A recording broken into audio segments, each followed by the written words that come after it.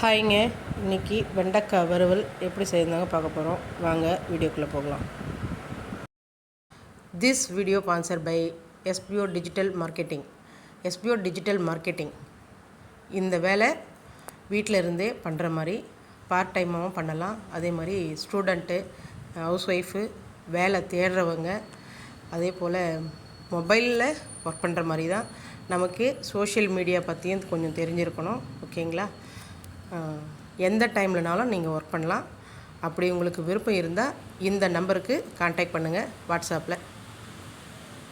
Skip பண்ணாதீங்க. பெரிய தப்பு. தினம் 300 ரூபாய் சம்பாதிக்க அரிய வாய்ப்பு. இன்ஸ்டாகிராம், ஃபேஸ்புக் பயன்படுத்த தெரிந்தால் போதும். Content post and content publishing மூலமா தினம் 300 ரூபாய் சம்பாதிக்கலாம். இந்த வேலை செய்ய 5 நிமிடம் போதும். Work training support, group communication support, all language customer live chat support, முக்கியமா சொந்தமா ஒரு பிசினஸ் ஸ்டார்ட் பண்ற அளவுக்கு உங்களால கற்றுக்கொள்ளவும் முடியும், சம்பாதிக்கவும் முடியும். இந்த வேலை வாய்ப்பு வழங்குவது 5 வருடத்திற்கு மேல ரன் ஆகிட்டு இருக்க நம்ம தமிழ்நாட்டு company school of business organisation private limited. மேலும் விவரங்களுக்கு டிஸ்கிரிப்ஷன்ல கொடுத்திருக்க நம்பருக்கு வாட்ஸ்அப் பண்ணுங்க.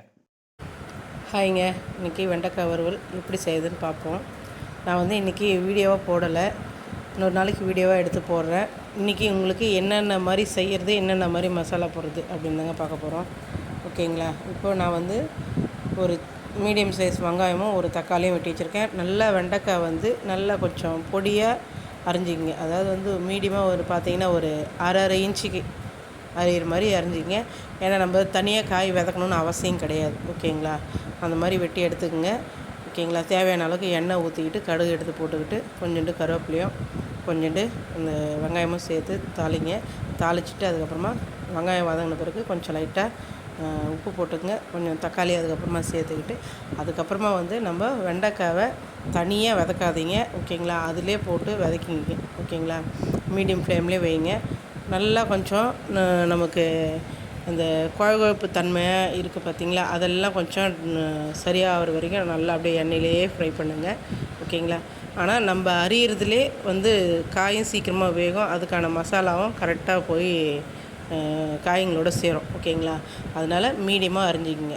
வதக்கிட்டு அதுக்கப்புறமா நம்ம எப்பயும் போடுற மாதிரி மிளகாத்தூள், மஞ்சத்தூள் போட்டுங்க. கொஞ்சோண்டு பெருங்காயம் பொடி போட்டுங்க. ஓகேங்களா? தேவையான அளவுக்கு உப்பு இருக்கான்னு செக் பண்ணி பார்த்துங்க.